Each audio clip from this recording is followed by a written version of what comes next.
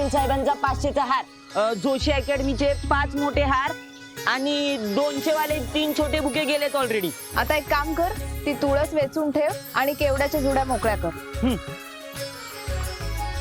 ए चिंट्या, 5 रुपयाची फुलपुडी दे. काय काकी रोज 5ची फुलं घेता, कधीतरी 10ची घ्या. हो, 5च्या फुलांनी आजकाल देव पण प्रसन्न होत नाही. चिंट्या, जाऊ देव काकी, तुम्हाला माहिती ना आपला चिंट्या कसा आगाऊ आहे ते. तुम्ही वाईट वाटून घेऊ नका, मी देते तुम्हाला 5ची फुलपुडी.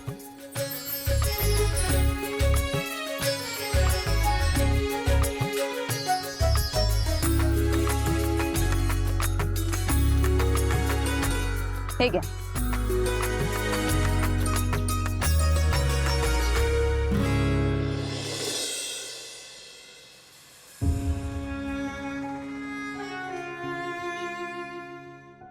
कोणी जेवलं नाहीये काल रात्री, सगळं तसंच आहे. मग कुस्करा द्यायचा असतं ना डब्यात. आम्ही खाऊ, तुम्ही नका काळजी करू. तुमच्या डोक्याला काही कमी ताप आहेत का? त्यात या पोरीची ही तरा. बरं ऐक, वैदेहीला आठवण कर, आलोकच्या क्लासची फी भरावी लागेल या आठवड्यात. आता कसला क्लास? एंट्रन्स एक्झाम साठी क्लास लावावाच लागणार आहे. वैदेहीला सांग, ऍडमिशन फुल झाली तर रखडेल बिचार आपला आलोक. सांगते मी वैदूला. तुम्ही पोळी घ्या ना. नाही पुरे नाही जात. काही झालं तरी आज मनीषेच्या मनात दुसरा कोणी आहे का हे बघ. बाकीची कामं राहू दे आज जरा बाजूला, ते कळलं पाहिजे आपल्याला. बोलते मी तिच्याशी. आपल्याला सांगणार नाहीच आहे ती, पण वैदेही आणि दिशाशी काही बोलले का विचार त्यांना. चैन नाही पडणार नाही तर मला आज. विचारते. निघतो. नीट जा आणि काळजी करत बसू नका. हा, निघेल काहीतरी मार्ग.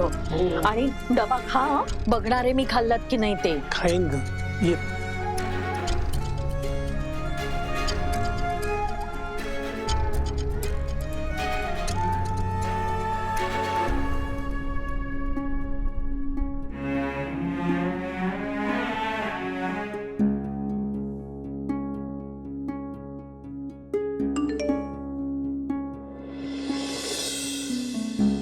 अगं बाई, कालच्या गडबडीत फोन इथेच विसरली वाटतं.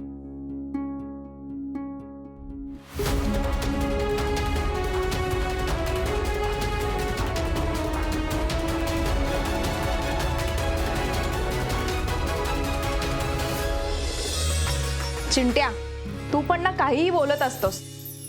तायडे, आगो बोललीस त्याचं काय, तुम्ही आहे. पण ही 5 रुपयाची फुलपुडी बंद करायला पाहिजे यार. का रे? 5 रुपयात काय येतं हल्ली? हल्ली येत नसेल, पण चिंट्या, जेव्हा मी हे दुकान सुरू केलं ना, तेव्हा हेच 5 रुपये खूप वाटायचे मला. गल्ल्यात पडणारं एक एक नाणं उमेद वाढवायचं माझी. आणि दिवसाला या अशा 5 रुपयाच्या 30-40 जरी फुलपुड्या विकल्या गेल्या ना, तरी असं वाटायचं की बाप रे, आज खूप गल्ला जमलाय. त्यावेळी ना या 5 रुपयाच्या फुलपुडीवरच घर चालायचं आमचं. म्हणजे तू 5 रुपयाची फुलपुडी कधीच बंद करणार नाहीये, कळलं? तायडे, तू ना सुधारणार नाही. डिफेक्टिव्ह पीस आहे तू. ए, काही तायडे एवढं साधारण नाही चालत. साधी माणसं रामाची लाडकी असतात. माहितीये, नेहमीच आहे तुझं. चिंट्या, आपल्याला ना हे दुकान खूप मोठं करायचंय. मी सासरी गेल्यावर आई बाबांना दुकानाच्या कमाईनी ना आरामात जगता आलं पाहिजे. या मुली परक्याच्या धन असतात रे. संसारात रमल्यानंतर विसरून जातील आम्हाला, पण आमच्या म्हातारपणी तुला आम्ही आणि आम्हाला तूच आहेस बाबा. तायडे, तू नक्की करशील. तू तुझ्यासाठी नाही, तुझ्या फॅमिलीसाठी काही करू शकतेस, याची फुल गॅरंटी आहे आपल्याला.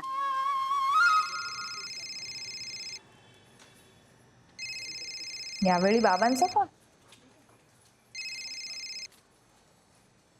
हा बाबा, बोला. काय नाही का, आज कामात मनच लागत नाही. बाबा सगळं नीट होणार आहे. मनीषा ताईला ना खूप चांगला नवरा मिळेल बघा. पण लग्न मोडल्यामुळे बदनामी झाली त्याचं काय? आणि आपल्यासारख्यांकडे असतं काय इब्रतीशिवाय? आणि असं काही झालं ना की लोक वाटेल ते बोलायला लागतात. बाबा तुम्ही ना उगाच खूप विचार करताय.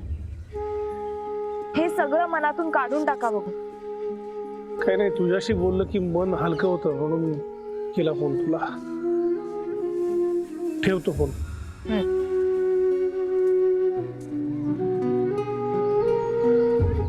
चिंट्या मी ना जरा पटकन घरी जाऊन येते.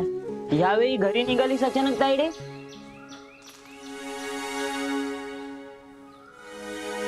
चिंट्या एक काम आहे, मला जावंच लागेल. येते, तू ते फुलांचं इथे आणून ठेव व्यवस्थित सगळं. हं?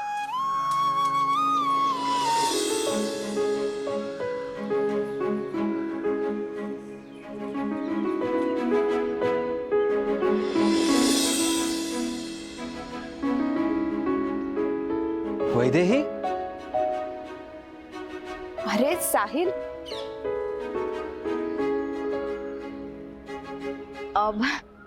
सॉरी माझं लक्षच नव्हतं. It's okay. पण तुम्हाला कसं कळलं मी इथून जाते? तुमच्या मैत्रिणीने सांगितलं. मैत्रीण? रंगी, तुम्ही नेहमी लावता ना सुरंगीचा गजरा? हो. सॉरी थोडं इकडे या. सावकाश, बस. तुमच्या बहिणीची एंगेजमेंट कशी झाली?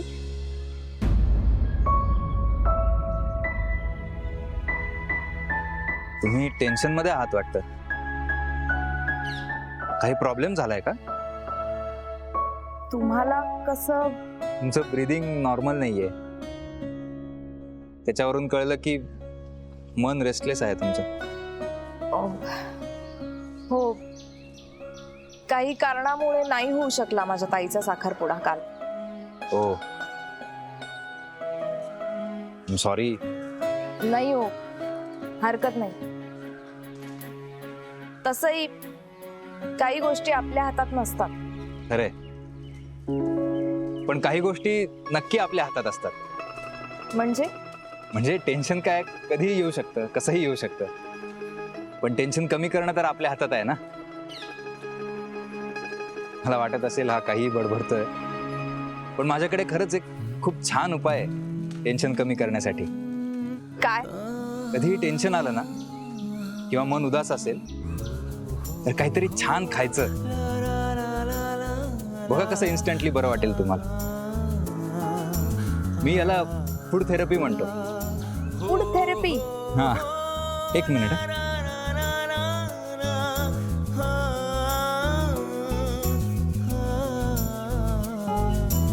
हे घ्या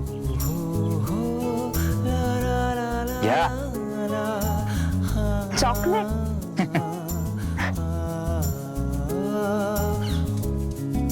सकाळी सकाळी तुमच्या खिशात चॉकलेट? अहो, नेहमी असतं माझ्याकडे. म्हणजे 24/7 हा गोडवा मी खिशातच घेऊन फिरतो. आणि तुम्हाला सांगू, हा खिशातला गोडवा कधी तुमच्या मनात उतरतो ना कळत सुद्धा नाही.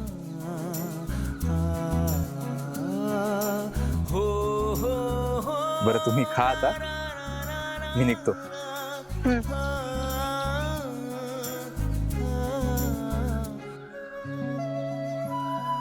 आपल्याकडे जे नाहीये त्याबद्दल कसलाही राग नाहीये यांच्या मनात.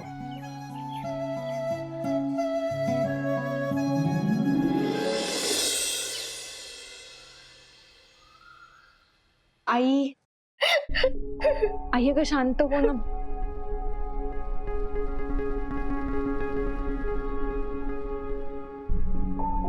अगं बास, त्रास होईल अगं. आई अगं काय काय झालं, रडतीयस का? आई तू शांत हो पाव. दिशा काय झालंय? त्या मेकअप किटचे 22,000 रुपये घ्यायला आलोय. आणि आमच्या केटरिंग मधनं तुम्ही एंगेजमेंटच्या जेवणाची ऑर्डर दिली होती, त्याचे आणि डेकोरेशनचे 30,000 रुपये झाले. आणि मला कॅश हवी आहे, चेक वगैरे चालत नाही आम्हाला. वैदेही पाठवून दे, तुम्ही काळजी करू नका. आणि मेकअप किटचे इन्स्टॉलमेंट मध्ये देऊ की? ठीक आहे, पण सारखा फोन करायला लावू नका. बरोबर, जा.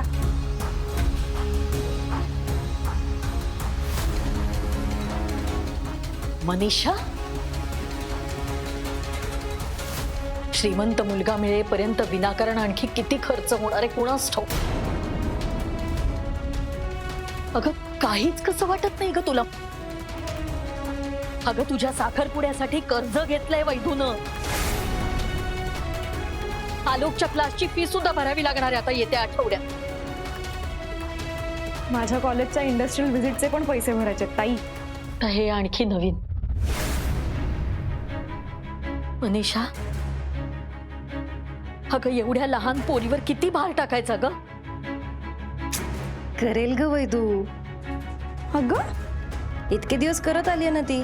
अगं ती करते म्हणून किती करायला लावायचं तिला. लहान आहे ती तुझ्यापेक्षा मनीषा. अगं ताई म्हणते तुला ताई. कधीतरी ताईची जबाबदारी ओळखून वाग ना बाई. हो ना, हिला मध्ये बोलायलाच हवंय का? आणि हे बघ, आम्हाला ना आता कम्पेअर करणं सोडून दे. मला जेवढं फॅशन बद्दल कळतं ना तेवढं तिला कळतं का? खड्ड्यात गेली तुझी ती फॅशन. नोकरी करायची नाहीये, जबाबदारी घ्यायची नाहीये, नुसता आपला छान चौकीवर खर्च करत राहायचा. वैदूला काहीच प्रॉब्लेम नाहीये त्याचा. अगं असला तरी बोलणार नाही ती पोरगी. स्वभाव आहे तिचा तो.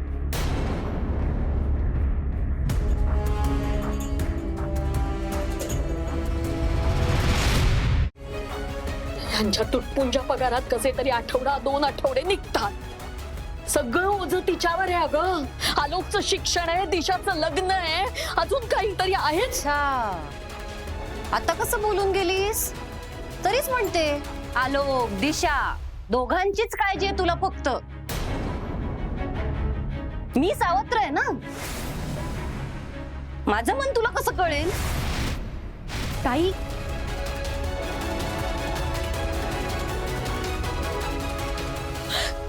नाही, तिचंही बरोबरच आहे. तुला आणि मनीषाला जन्म कुठे दिलाय बे. नातं सावत्र आहे.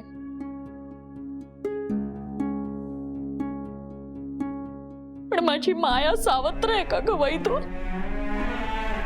सावत्र आईसारखी वागले का मी तुमच्याशी? सख्खी आई देणार नाही एवढी माया दिलीस तू आम्हाला. एवढं प्रेम केलंस. केलंय ना ग. पोटच्या मुलींप्रमाणे काळजी घेतलीस आमची, झटलीस आमच्यासाठी. तरी मी कुठेतरी कमी पडले ग वैदू. आई अगं, आई तू नको ना मनाला लावून घेऊस. तुला माहितीये ना मनीषा ताई कशी आहे. ती चिडली की काहीही बोलते, पण तिच्या मनात नसतं ग तसं काही. तुम्हाला दोघींना वाढवण्यात काहीतरी राहून गेलंय ग वैदू. आई अगं,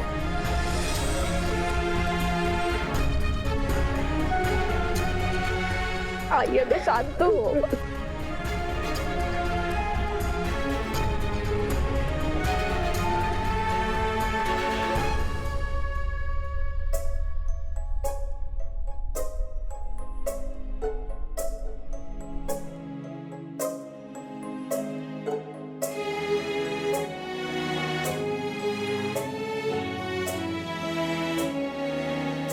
आईने तुझ्याशी काय सावत्रपणा केलाय जरा कळू देत ग मला. नको पडूस गयात. असं कसं नको पडू? माझी आई आहे ती. तिला कुणी काहीही बोललेलं मला अजिबात चालणार नाही. काहीही झालं तरी सावत्रच आहे. ताई, काहीही बोलू नकोस इथून पुढे.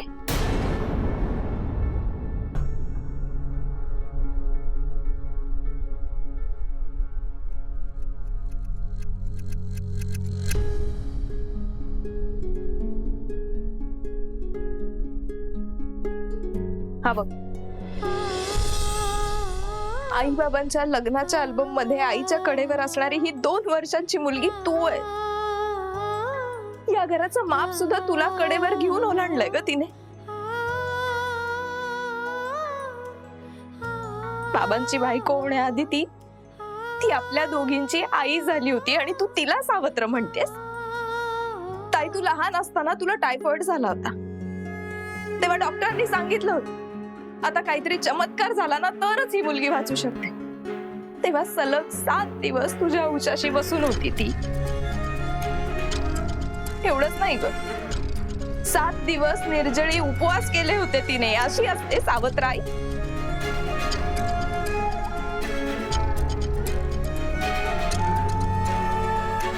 इकडे हे बघ, हे बघ ही सायकल. तू 10वीत असताना तू हट्ट केला होता मला शाळेत जाण्यासाठी सायकलच हवी आहे. तेव्हा स्वतःच्या सोन्याच्या बांगड्या गहाण ठेवून तिने तुझ्यासाठी ही सायकल विकत घेतली होती. अशी असते सावत्राई.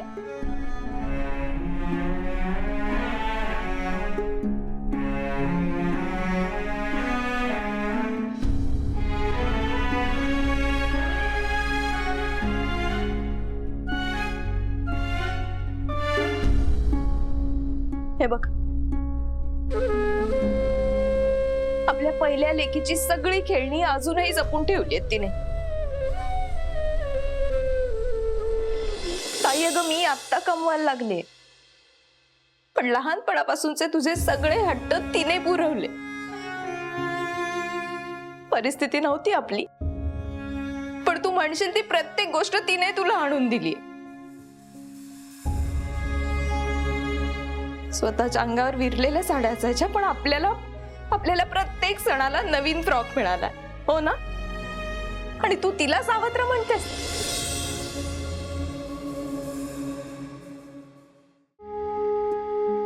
ताई अगं, अजून सुद्धा सकाळी उठल्यावर आपल्या अंगावर पांघरूण आहे का नाही हे बघायला येते. ही अशी असते सावत्राई. सॉरी.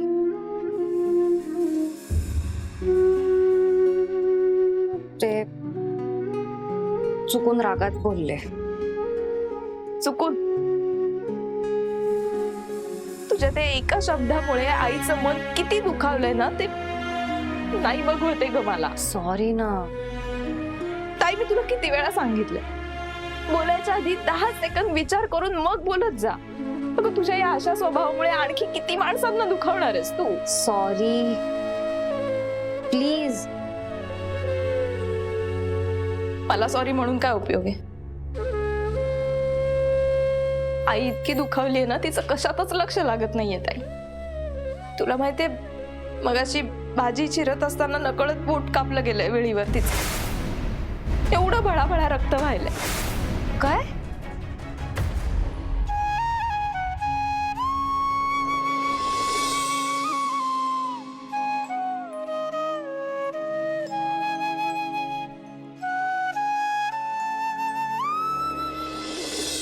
आई, आई अगं नको ना रडूस. नको इतकं मनाला लावून घेऊस तू. अगं, सख्या आईने केली नसती इतकी माया केलीस तू आमच्यावर. आणि आईचं प्रेम मिळवायला तिच्याच पोटी जन्म घ्यावा लागतो असं काहीही नाहीये. हे तुझ्यामुळे कळलंय आम्हाला आई. नको रडूस.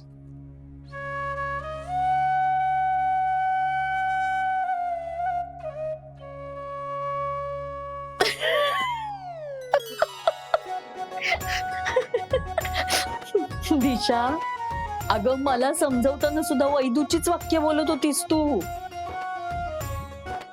कधीतरी दिशा बनून वागत जा ना बाळा. माझ्या नकळत मी तिला कॉपी करते आई. कहर आहे बाई. बरं चल, ते पोहे भर प्लेट मध्ये. आता वैदू आली आहे तर निदान आज तरी नाश्ता करून जाऊ देते. ओके. हा चल. आई आई आई आई सॉरी, खूप खूप सॉरी. हवं तर धपाटे घाल माझ्या पाठीत, पण मला माफ कर. आई, अगं रागाच्या भरात चुकून काहीतरी बोलून जाते मी, हो की नाही ग? म्हणून असं लगेच त्रास करून घ्यायचा का? बघू जरा काय झालंय.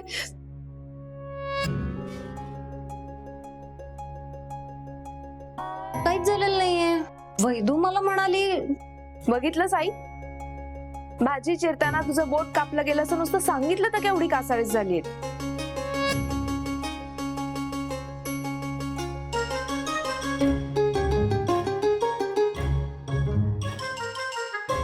आई अगं, ती रागाच्या भरात बोलून जाते ग, पण तिचं खूप प्रेम आहे तुझ्यावर. हो आई, माझं खरंच खूप प्रेम आहे तुझ्यावर. एकदा शेवटचा माफ कर ना मला प्लीज. आधी रागाच्या भरात वाटेल तसं बोलायचं आणि मग ही अशी माफी मागायची. प्लीज माफ कर मला, प्लीज प्लीज प्लीज, खूप खूप सॉरी. तू जोपर्यंत मला माफ करत नाहीस ना तोपर्यंत मी तुला सोडणार नाही. अगं हो हो, बरं केलं माफ केलं, पण पुन्हा असं वागलीस ना तर धपाटे घालीन आणि खरंच घालीन. चालेल काय? अगं म्हणजे नाही वागणार असं परत, प्रॉमिस.